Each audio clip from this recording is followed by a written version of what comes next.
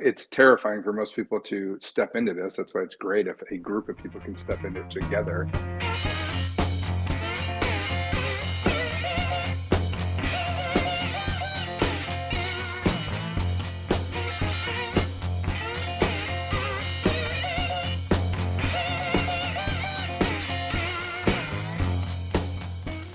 Our featured speaker today understands innovation is a function of people, not ideas. He has worked with many of the most innovative companies in the world, including technology giant Salesforce, where he spent 4 years building and managing the company's first coaching practice.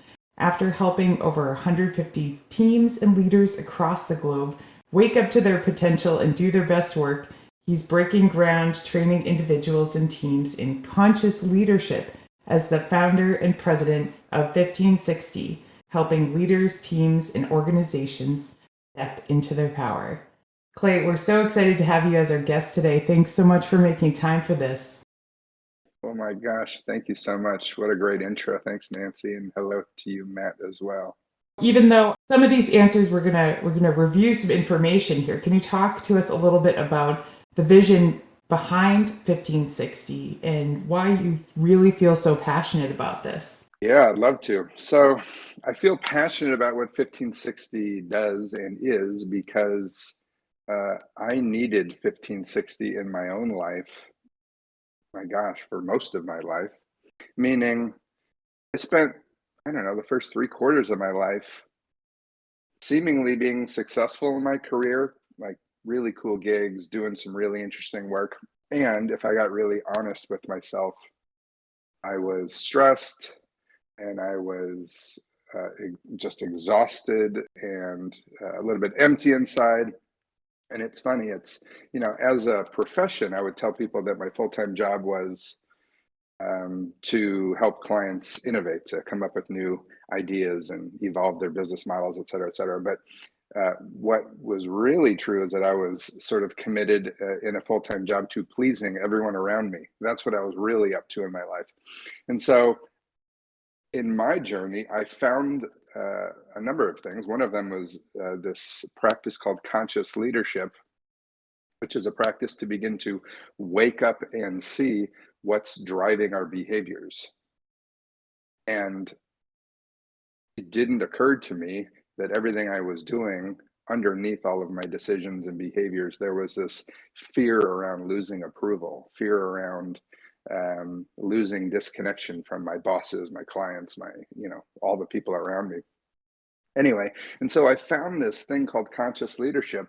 And when I did, and when I started to see how it really could create benefits in my own life and really has ultimately transformed my life, it's all I want to do for a living is to help people begin to wake up and see themselves in a new light. And so 1560, that's what we do. I left Salesforce just over a year ago to start 1560 for two reasons. One, I want to help people wake up in their lives and get the benefits from this thing called conscious leadership that I've received in my own life. And two, I want to work with my best friends. Most of them are coaches and just as passionate about this stuff as I am.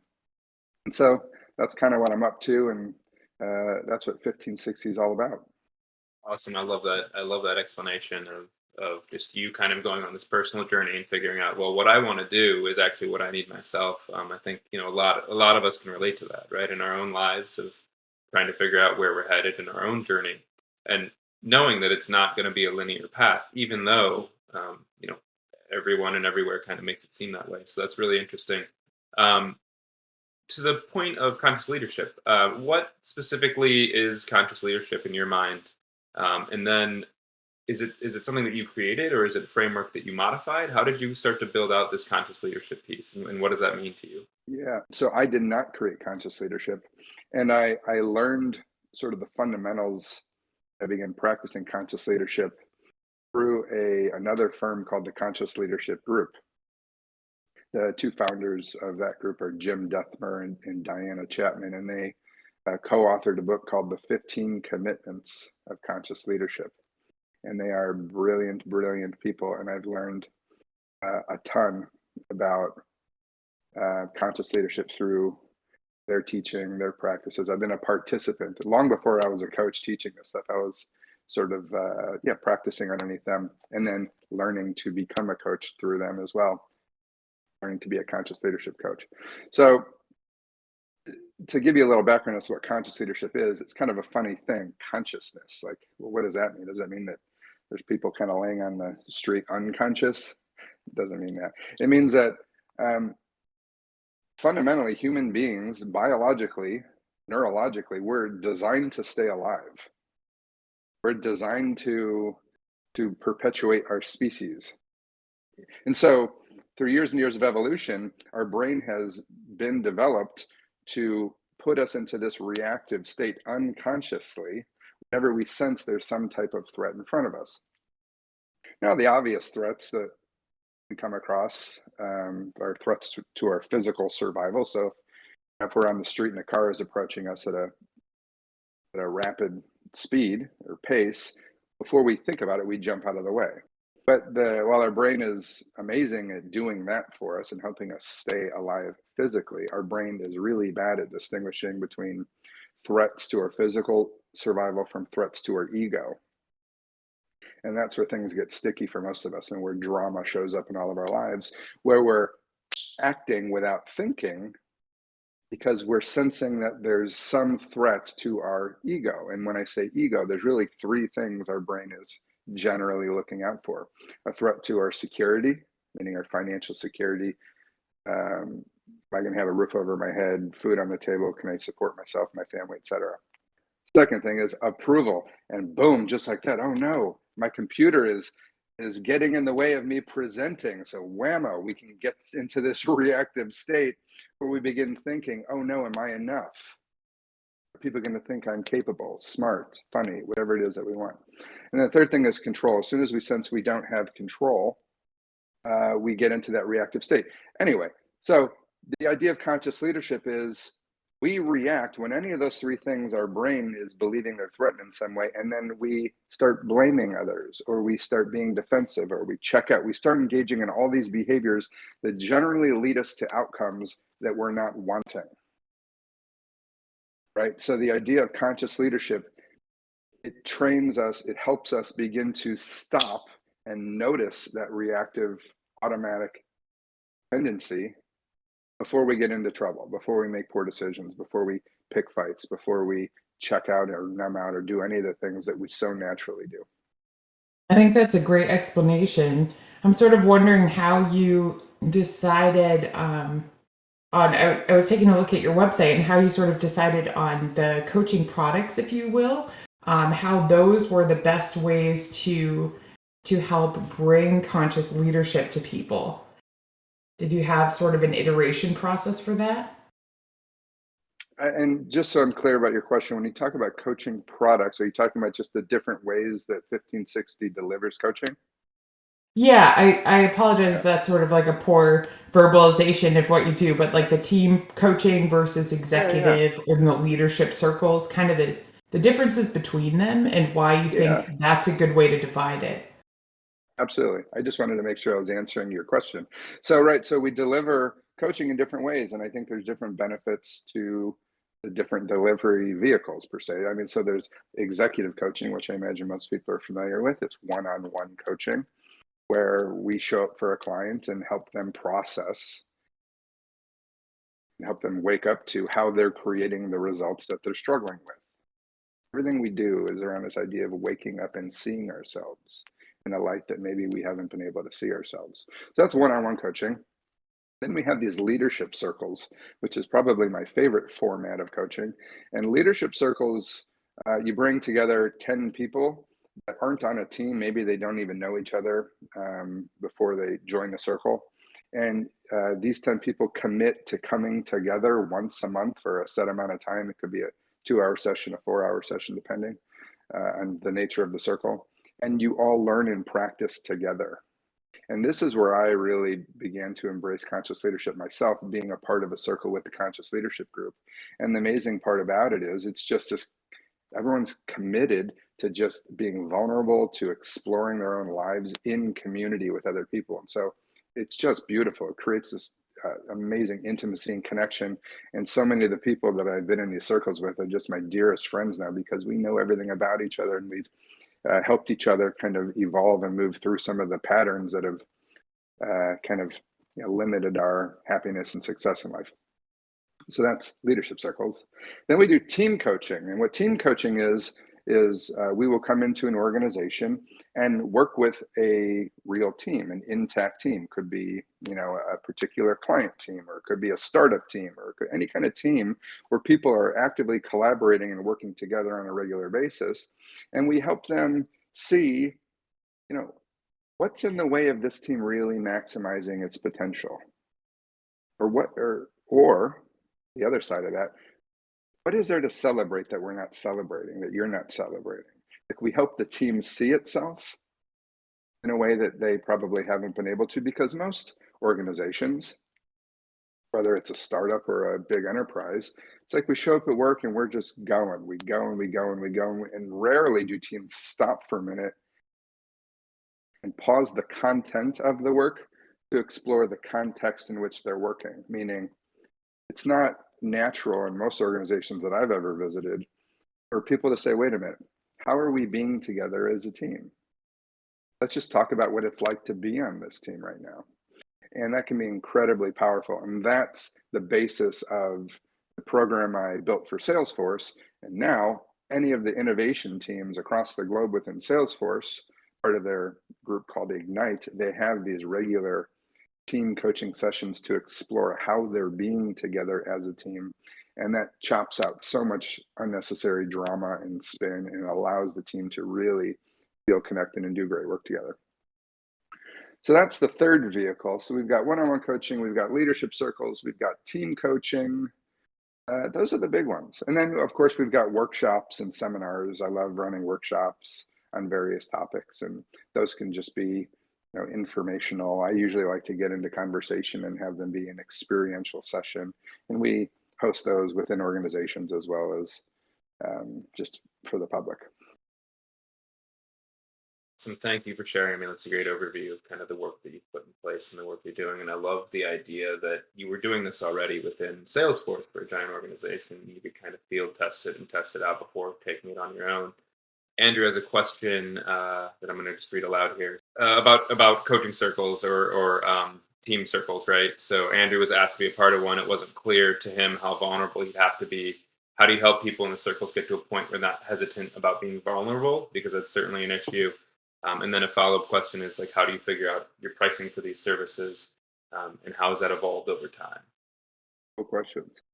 Well, anytime you ever enter into anything I do or anything 1560 does, we always tell people, take a chance, lean into some vulnerability. And I never want anyone to jump off a high dive that they're not wanting to jump off of. That's not friendly for you. It doesn't help me in any way. It doesn't help anyone else anyway. So how much vulnerability is required? What a cool question. I don't know if I have a specific, I don't know how to rate that from a 1 to 10. Maybe I can think about that. But I will tell you that the circles really aren't for everyone. I mean, the premise of the circle is to come together and to kind of get real with one another. But the neat thing about it is, well, I'll first tell you, no one's comfortable doing that. It's unnatural just to show up with a bunch of strangers and be vulnerable. That's scary. And in fact, what I was saying before, security, approval, and control. Approval is generally why we don't get vulnerable in front of people, because we're fearful of losing approval. We're fearful of people judging us. So it makes sense to me why someone would be like, wait a minute, I don't know if I want to do that. That's one of the 3 big threats in being a human being. But we create space and we ask questions like, well, what would support you to be vulnerable here? Are there any ground rules we should set up? And I think one of the things that I love doing is just creating space by modeling vulnerability, by coming out and just saying what it's really like to be me. And generally, in my experience, people that are a little hesitant to be vulnerable in these kinds of settings, it's like you dip your toes in, see how that feels, get some feedback. And then you see other people dipping their toes in. And then the more you do it, the more it actually becomes enlivening and empowering and sort of liberating to say, wow, I can just allow myself to be seen and I'm still here. And in fact, allowing myself to be seen is creating the connection that I so often don't see in my life, probably because I'm unwilling to be vulnerable at, at a certain extent. So there's I don't know, there's an answer around vulnerability. Pricing is, man, that's an ever evolving topic. I still haven't figured that out. So I'm constantly in this dance of, what's the value to waking up in life? And so I don't know if I have a really good answer as to how I price it, other than I do what any business does. I look around and I see, well, what are other people charging that are offering similar services or relatable services? And I just check in with myself around, does this feel good to me? Like, even energetically, if I charge whatever I charge an hour or per circle, like, does this feel good to me? And I usually rely on that. And then I have the price. And part of conscious leadership also is not being held to being right about anything, and to kind of shift this mindset from scarcity, which we all are in most of the time, to this idea of abundance. So the topic of how much do I price our programs, that can be a practice in and of itself, where I just kind of check in. If someone wants coaching for a certain price, I'll just kind of sit with that and see, is that enough? Anyway, so if there's a more specific question about pricing, I'd be happy to offer more detail. I actually like that you answered that sort of as a philosophy question, and kind of took it as an example of how you use conscious leadership to guide you. I mean, trust me that we all have concrete bills that we need to pay, so we do need concrete numbers to charge people. But I can understand. I think I really respect where you're coming from as far as using the premise that you're not necessarily going to get it right the first time, and that it should be an evolution and a growth. And that's sort of, I think when I had asked you about your different coaching products, I think I was picturing that you have different services and you can find something to fit every price point, which I think is kind of neat. So, well, you can think about that and elaborate on it if you want. But I'm going to actually pass over to Spencer to ask his question. Hello. Thank you for coming on today. I'm already greatly enjoying hearing you talk. One thing I wanted to ask was if you see common sort of types of leaders that need to develop different skills, so coming from different backgrounds or things like that, or do you think everyone generally has the same sort of set of things they need to work on? Well, one thing I will say, we're all human beings, and we have the same core threat. So the security, control, and approval model that I've already talked about, that runs through all of us, regardless of the type of leader that you are. And we each have different personalities, and we show up differently. Some leaders are, very aggressive, and it's my way or the highway, and they're kind of commanding. And others are more laid back, and leaders eat last. They kind of take that mentality and kind of let everyone do their thing. And there's other types of, there's all different kinds of leaders. There are some typical behaviors that generally show up when we're in a threatened state, and those can vary too, depending on personality. And I'm happy to go into some specific around general types of behaviors that are unhealthy that most leaders engage in. But I kind of I see lots of variance in just personality type. A lot of in the conscious leadership community, most of us enjoy playing with the Enneagram personality diagnostic. I don't even know if it's a personality diagnostic, but basically, if you're familiar with the Enneagram, it states that there are 9 general types of personalities. Most of us can relate to one of those types. And each of those has opportunities to focus in on particular areas for our own individual growth, as well as each of our types highlights areas where we get into trouble, where we create some drama in our life.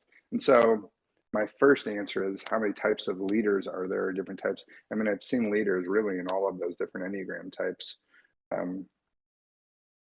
Spencer, is that answering your question? That's a perfect answer. Thank you so much. Awesome. Thank you, Spencer, so much. Clay, thanks for the amazing answer. Andrew had a follow-up question, and something that's kind of interesting as well. What has the impact of this been, right? So how does this help shift culture of companies? And do you ever see it, for better or for worse, right? So how has this work kind of helped to shift some companies, if you have examples, in different directions? Yeah, sure. It absolutely can shift culture, and it can also become a problem. So I'm going to talk about both. There's some watch outs if you're going to begin embracing conscious leadership. Let me talk a little bit about the upside and the gains that a lot of companies have. There's one practice within this idea of conscious leadership is creating and maintaining impeccable agreements.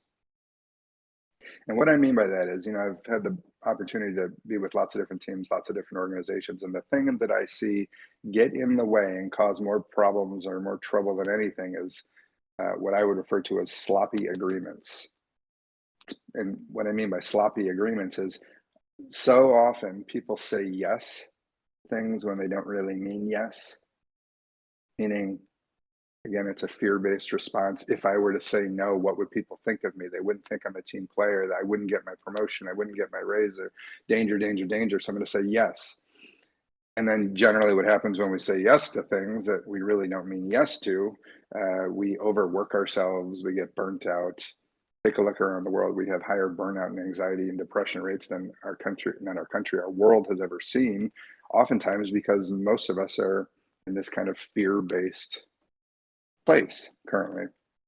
And so that's a sloppy agreement that I see all the time. There's lots of other ways in which people aren't in what I would call in their own energetic integrity, meaning, or energetic wholeness. Like, we are not being kind to ourselves with the decisions we're making.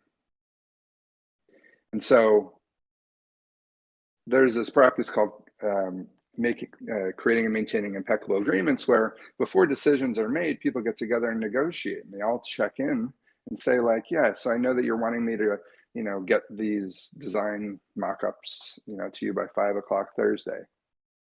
Like, there's some tension here. With everything I've got on my plate, I don't want to say yes to that right now. Can we negotiate that to be Monday at 2 or whatever it is? So helping people stop and negotiate to an agreement that feels friendly. It prevents burnout. It prevents resentment of each other, because generally when I say yes to something when I don't mean yes, not only do I exhaust myself, but I usually end up resenting the other person in the agreement. That's just a natural behavior. When people begin embracing these practices, they start making better decisions, which eliminates the exhaustion. It eliminates the resentment and some of the interpersonal conflict that we see. And it just sucks all of the tension out of the air. Like, imagine if we were in a team where people were talking in a way where each person was saying what they loved to do and what they didn't love to do, and you set agreements accordingly. So I've seen that transform teams and organizations, and I can go into lots more detail about how creating those agreements, renegotiating them, cleaning up broken agreements, how all that works in organizations. Happy to do that. Now, here's the second part of your question was something around how this could actually create problems for organizations. It can. So some organizations, I've seen clients weaponize conscious leadership. Here's what that means. So fundamental to this practice is you looking into you. It's me beginning to take responsibility for my reactive behavior. First, creating awareness around it. Like, oh my gosh, I just picked a fight with you. I apologize. It's because there was a part of me that was scared of losing your approval, or whatever it is. So it's me looking into me, noticing how I'm reacting, where that reaction's coming from, and taking responsibility for the impact of the outcomes.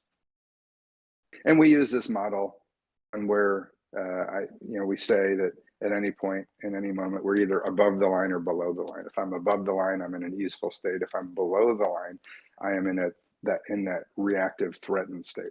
And so sometimes after I introduce these models, it doesn't happen a lot. And actually, I've heard it a lot with other organizations, maybe that I haven't been a part of. But I like to make a point of this. Don't start pointing fingers at everyone around you saying, you're below the line, you're below the line, you're below the line. people can start taking the theory and using it as a weapon to point out someone else's flaws. That's not helpful. And all it means is when you're seeing someone else below the line or in a reactive state, all that means is there's something going on here in you that's seeing them that way. And so I ask people to turn the finger around, point at themselves and say, what is it about that person that's firing you up here?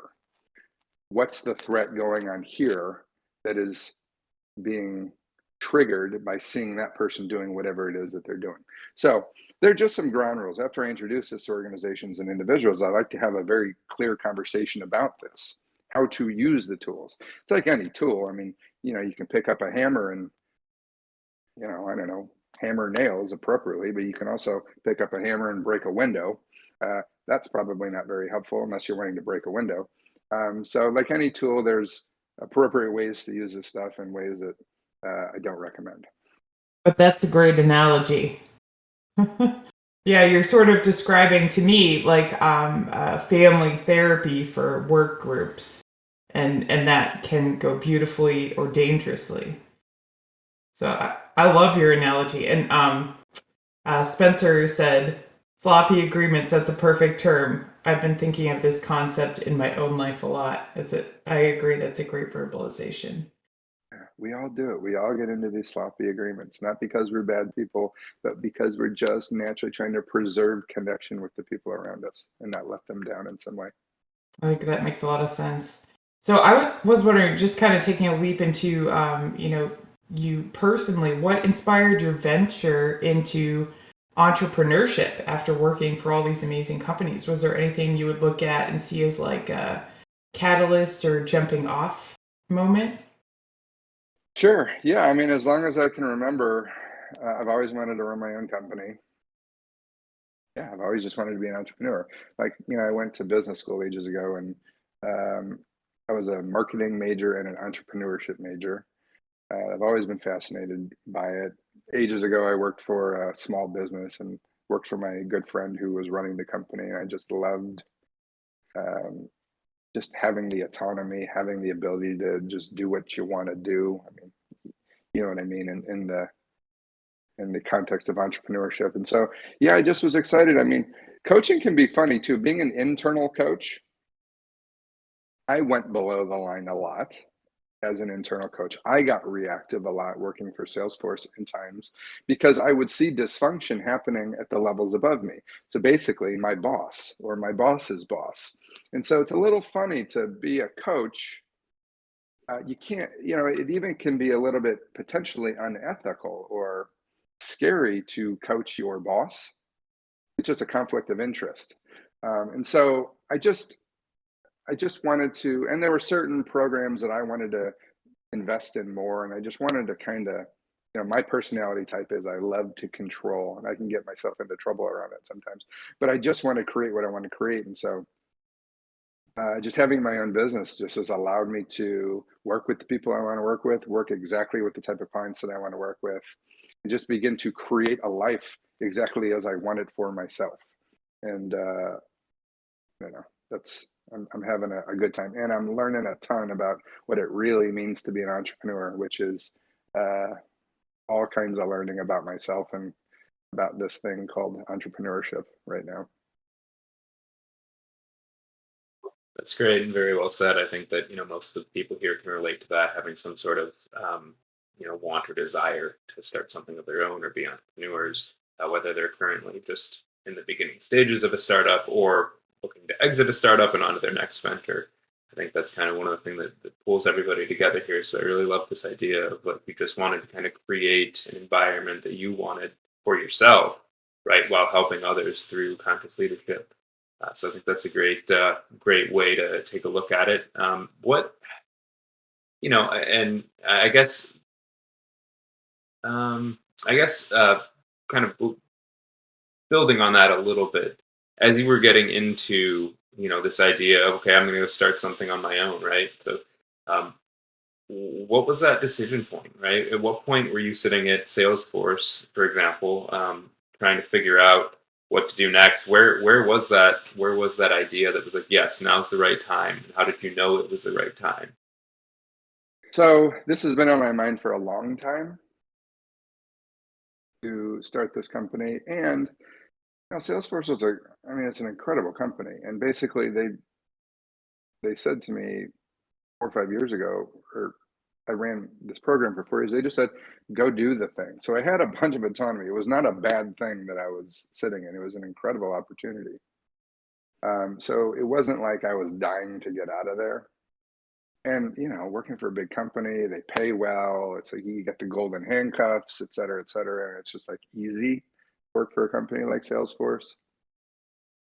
And I think the more I started to do my own work, actually Jim Duthmer, the guy that wrote that book I mentioned, he's been a mentor and a coach to me. And one of his favorite things to say that I love is, what are you willing to risk for full aliveness? Which I think is such a fun prompt for me to explore. What am I willing to risk to be fully alive? Meaning, working for another company, you're saying yes to things that you'd probably rather, you might want to be doing something different, or there's constraints, or there are, I just have to answer the call. I'm not making the call per se. And I can go a little bit below the line around that and feel like a victim, which is a key behavior that we all sort of step into, where we feel disempowered. There was probably more opportunity at Salesforce for me to be a creator, where I was being a little bit more candid with the people around me about what I wanted in my role.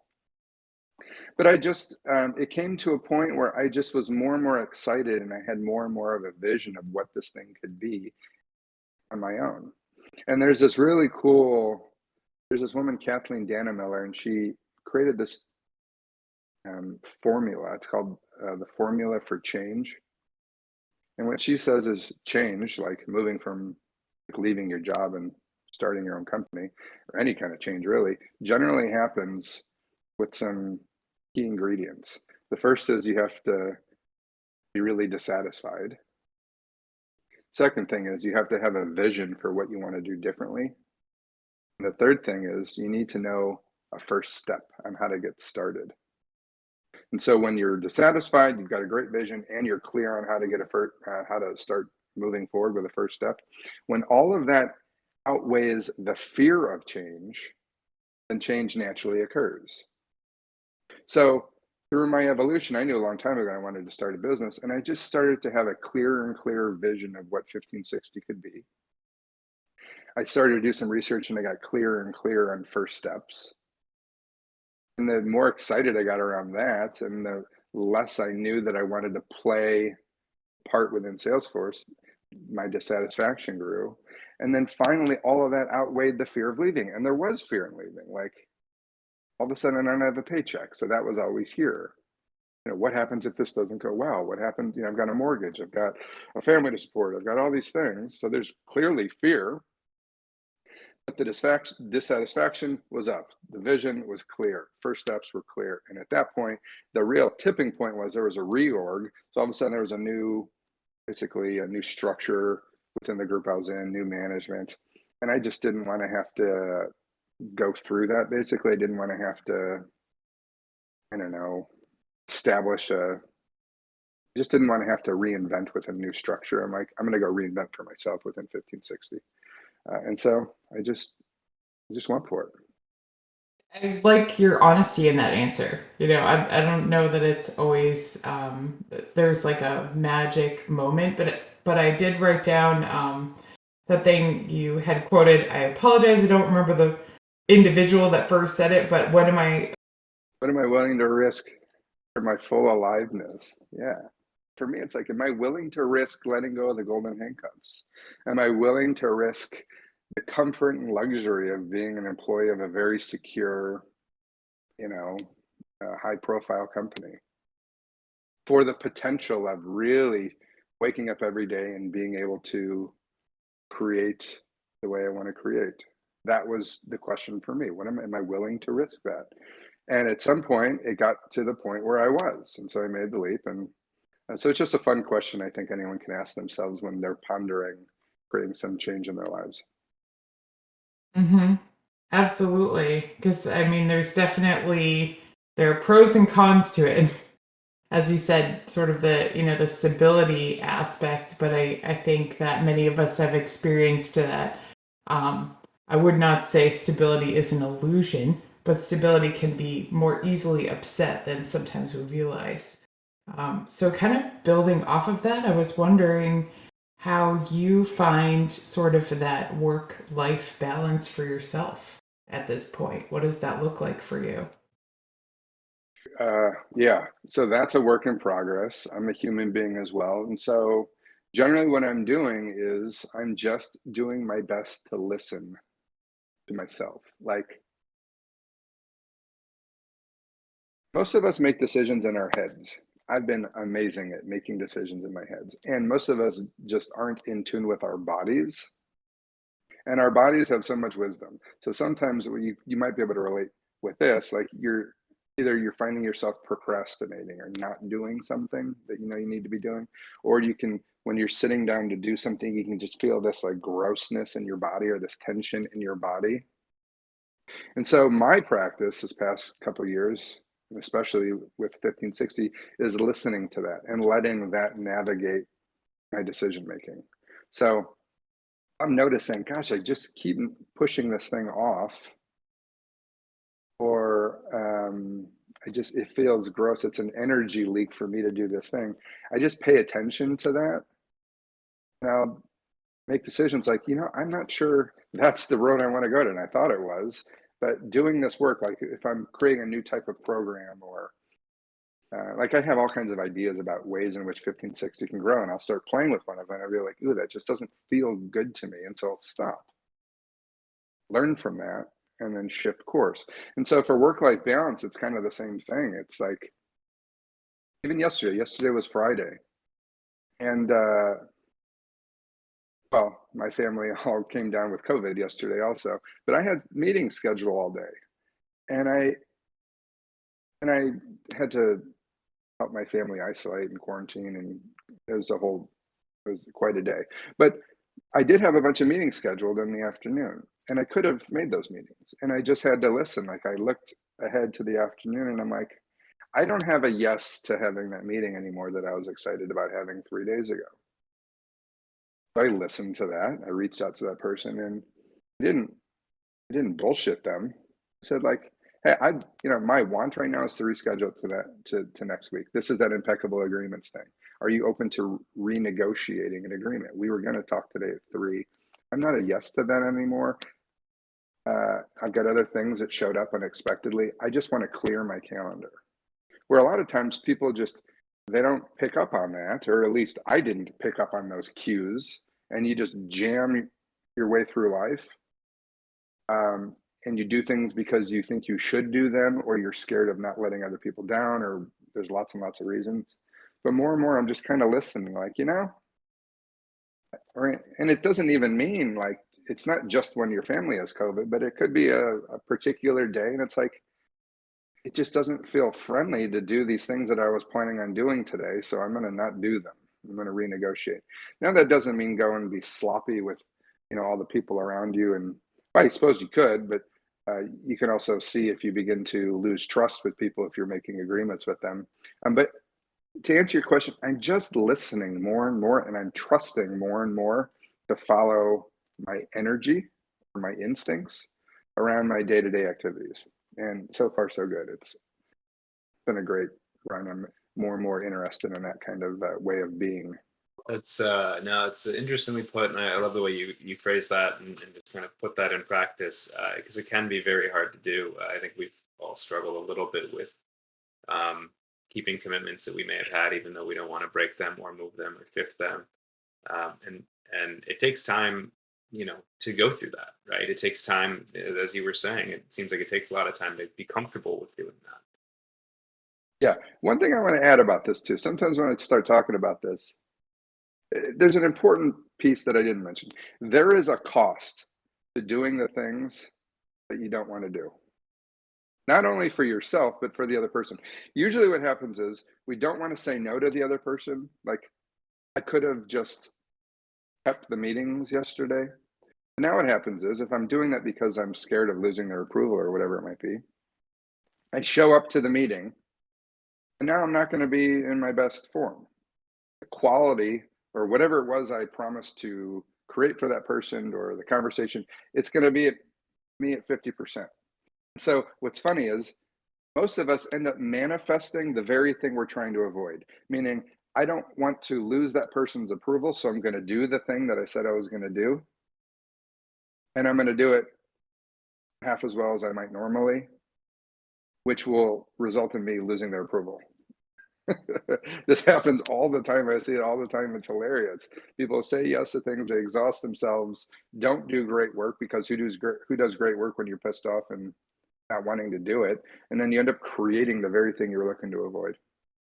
Anyway, thought that was an important piece to add in. No, I'm glad you did, because it's kind of where I wanted to go with the next question here is when you get into those situations, because it happens to everybody. We can all make commitments or take on projects that we get into part of the way and go, well, this isn't really what I wanted to do, or it wasn't what I thought I was doing, or taking much longer than I had planned. How do you navigate that? How do you work through that? On how to shift course, you mean? Yeah, like from a state of like a conscious leadership, how do you? Because it sounds like it does happen, right? And we all get into that. So how do you go about shifting and changing? Yeah, so the first part is getting really clear before you say yes. That's the first part. Like, and it's so funny. So many books and things are like, so many philosophies are like, say yes to everything. Like, I'm going to take a year of saying yes. And I think there is great value in that. And maybe I am poking a little bit of fun at some of those things. But there's also the flip side to that I think is really cool. What if you were to start every decision with a no? You don't necessarily need to tell the other person, but I'm going to start with a no until I really feel like I'm a yes. This is an internal process you can go through. Like, I'm going to start everything from a mindset of no. And then like when I hear about it, it's like, when I check in with myself, like, yeah, I want to do that. I'm now a yes. So first, get really clear that when entering into the agreements that you're entering into, that you really want to do these things. Second thing is continue to notice. Like, wait a minute, something's changed. There's been a shift in the force. Like, all of a sudden something else showed up in my life that is unexpected. Now, am I willing to be candid and open with the other person I was involved in? In my experience, again, people are scared to renegotiate or to say no, but I think it's actually a way to build trust. If I was to talk to someone I was in an agreement with, that like, hey, I actually want to renegotiate that, are you going to trust the person that candidly brings that up ahead of time so there's room to, like, not at the last minute, but as soon as you know that, wait a minute, I need to renegotiate that. Are you going to trust someone that's willing to be really candid with you, or someone that doesn't tell you that and ends up just jamming through whatever the thing is and doesn't do great work? So for me, it's checking in, noticing what's here, being open and vulnerable and candid with the other person as a means to create connection. And I think when people are playing that game together, especially on a team where everyone's playing by those rules, it creates so much trust and so much connection. And then you renegotiate, or then you create something that works better. Now that, the one thing I don't want you to walk away with this thinking is that, like, every other moment you're changing your mind. I mean, I renegotiate 1 out of 10 things maybe, or something. Like, the idea is make good decisions up front, and should something happen, then you have the step of renegotiating. It's not like people are like spinning tops and like dropping things left and right on teams and I don't want to do that anymore. And it doesn't need to be like that. Like, do what you say you're going to do, unless because you were really eyes wide open when you made the agreement up front. I think the overall concept of what you're saying makes a lot of sense to me. I think the part that I'm sort of assuming is in the background is sort of a list of like qualifying reasons of why this is, not a good fit for me, or not a good fit for me anymore to commit to this thing or this task. Maybe now I have a kid and I can't just say yes to a lot of the things that I did before. Or maybe now I'm running a company and the demands of my time are different. Or I I think it's I think you're sort of leaving room to be human, and many of us feel that we have to maintain this um, superhero exterior to people. So maybe just breaking down a little bit of that. But I do understand where people feel, especially in a work group, really vulnerable because you feel expendable too. You feel replaceable. Um, and I think it's hard to get behind that. Even if someone does replace you, if your heart was really in it, they're actually going to wind up worse off and they're going to regret it because they're going to have to retrain someone, not just with your skills, but they're going to have to somehow find someone with your passion.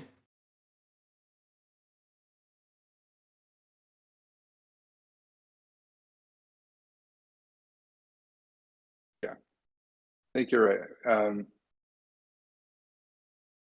2 points on that I want to make. One, usually practicing this creates connection, creates trust, and really solidifies a productive culture within a team. So it's terrifying for most people to step into this. That's why it's great if a group of people can step into it together. That's where some of the team coaching stuff shows up. Or even if you're an entrepreneur and you have a founder and you decide, hey, let's just start practicing this stuff together. Amazing. And by the way, I've got some simple worksheets on this. I'm, after this call, happy to continue the conversation around how to implement this stuff with anyone. I'm happy to just send some of these worksheets and instructions on how to do it. There was a second point I want to make around this. If you decide, or you brought up this idea of being expendable. So you're going to be replaced. To me, that's like, it's certainly possible for anyone to be replaced. But the question I would then ask, do you really want to be within a group that's wanting you to do work that you don't want to do? The answer might be yes. Like, well, I get a paycheck, and I get the security, and that might be enough, and great, go for it. But this kind of comes into that whole idea of what am I willing to risk for my full aliveness? Like, I would actually look at that as, gosh, how might that be a gift that they're looking for someone else? I always tell, so whenever I start coaching people, I usually tell the leaders, like, hey, there's a good chance that one of your employees, two of your however many employees may decide that when they wake up and see what's really going on, that this isn't a good fit for them. I want you to be clear about that. Now, I think that's great for the individual. It's also great for the organization. Because as an organization, as a business leader, business owner, do you really want someone doing a job that they don't want to be doing? Because one, they're not going to do it nearly as well as someone that really was excited about it. Two, they're going to burn themselves out and have impact on the people around them. So should you get to that place, it's like, how can we support our individuals to find another role that they're really excited about? Everyone wins. Soon as we start bullshitting ourselves and pretending that things aren't there, that's where the drama and dysfunction and low productivity starts. That's just where it all comes from. If we can all step into this idea of honesty and candor with some compassion, I think there's so much upside. And again, some of this may sound easy. There's a lot of fear around it. So there is some work to be done to set up a team in a way to play this way. But if you're willing to take the leap, I think it can be glorious on the other side and really affect just quality of life. Well said. One more personal question here for you. Being a person of varied interests and talents, is there a problem you'd like to use your knowledge and passion to solve that you haven't delved into yet?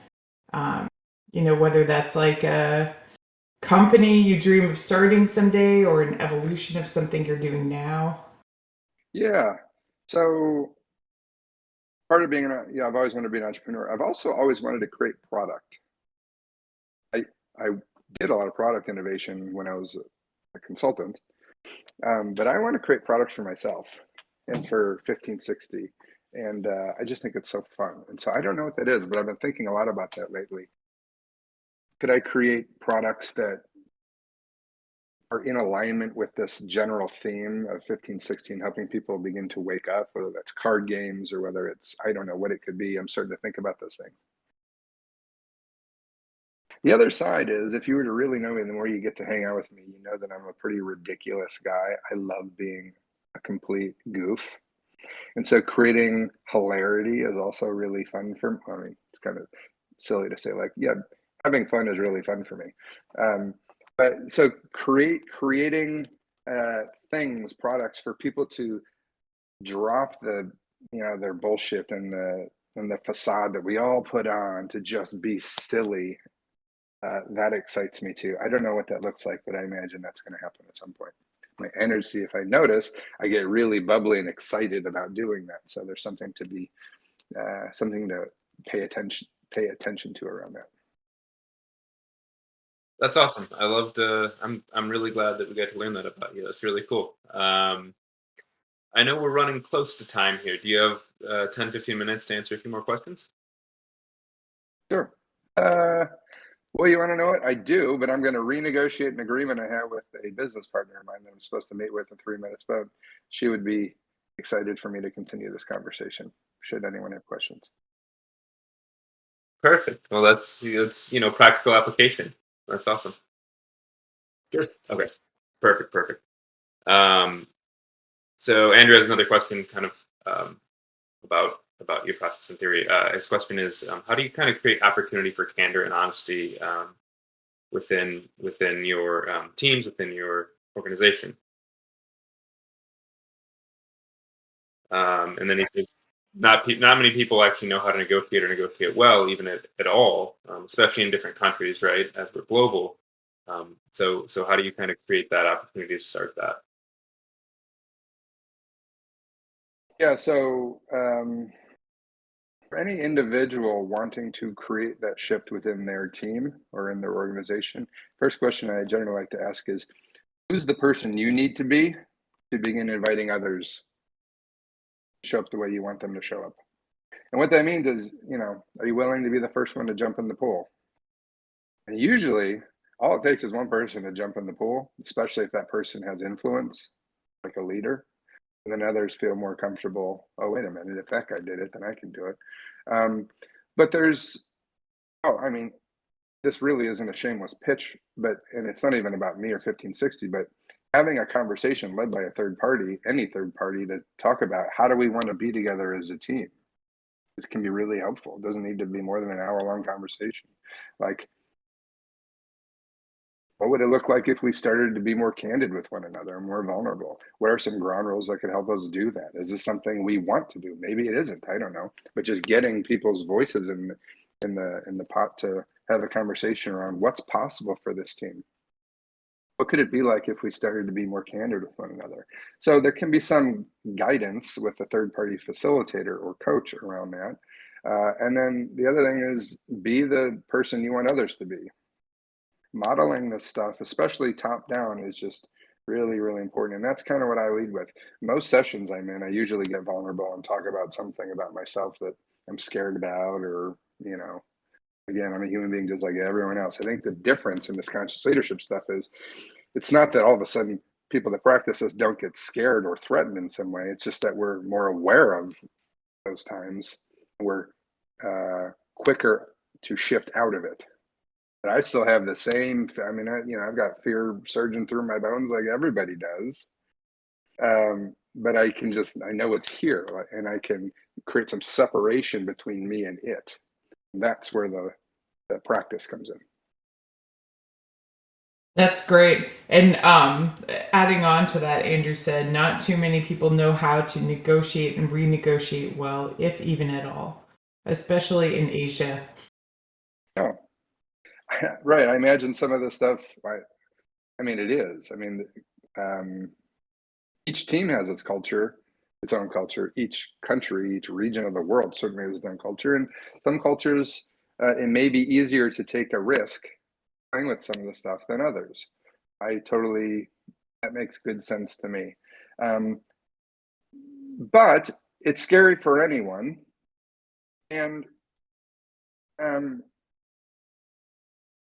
don't know, I think my recommendation probably stands. Show up, be the first one in the pool, and see if it feels safe or not. Like, you may want to do this, but the people that you're working with based on culture just aren't interested. And that's those are the cards on the table. So another part of conscious leadership is don't argue with reality. Like, well, if you're sitting with a bunch of people that don't want to play by a certain set of rules, don't force, because all that's doing is creating tension, anxiety, and anger, or whatever it is within yourself.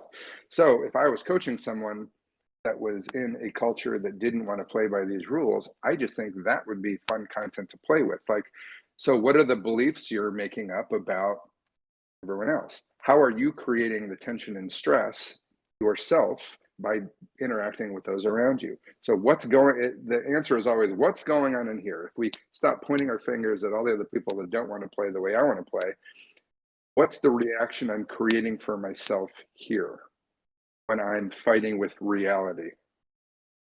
So I really agree with that. I'm not the first person to suggest this by any means, but I agree that sometimes the best moments of our creative thinking come through times when we're limited. So you actually might find a better way to communicate with a group that already has this set of rules just by being a newcomer and thinking about it differently. And I like your pool analogy. I actually say something similar that has some of the same meaning, I guess, that you can be the first person to start the party, and if you keep it going, people will join you. But I think you do need someone to be brave and step into the pool first and see what the water temperature is. It always just takes one person. Yeah. Love it. All right. Well, kind of wrapping up today, we have a question that we like to ask. What do you think has been the best lesson or takeaway from your journey so far? This could be a few simple sort of words of wisdom someone else gave you, a favorite quote, maybe something that's helped you on your journey, whatever you like. Well, I've already said it a couple times, but it stays with me all the time. What are you willing to risk for full aliveness? That is with me all the time. Great question. That's one of them. What are the learnings? I don't know. That's the one that comes to mind. I'm going to trust that that's the one that is wanting to be known now. I mean, it's a great words to live by, obviously, and just as you navigate your journey, and I think we can all relate to that in some ways and use that in our own context. So Clay, thank you so much for being here. It was an absolute pleasure. Really enjoyed your thoughtfulness and your time today. Yeah, great. So I'm always happy to talk with people about this stuff, to explore. It's just fun for me to have conversations like this. So awesome. Well, thank you so much for everything today. Clay, we really appreciate you coming on and giving your time to us to kind of walk us through this. And I think a lot of folks have probably taken away some of this as ways that they can implement pieces of what we discussed in their own lives and within their own teams, their own entrepreneurial journey. So we also want to thank everyone else for being here today. Thanks for bringing perspective to today's discussion. Thanks for the great questions. So thanks so much for being part of the community. And we would love to have you guys all join us again next week for our next discussion. In the meantime, we invite you to nominate people to join in this discussion in this community. And then if you'd like to support Founders Voyage becoming a podcast, you can do that through our Patreon. So thank you again, everyone, for being here. It's a great discussion today. And we'll talk with everyone next week. Thank you for having me. I really appreciate it. Thank you very much. Thanks, Clay. Of course, Clay. Thank you, guys. Yeah, thanks again, Clay. Really appreciate it. You're welcome, Nate. Great conversation. Bye.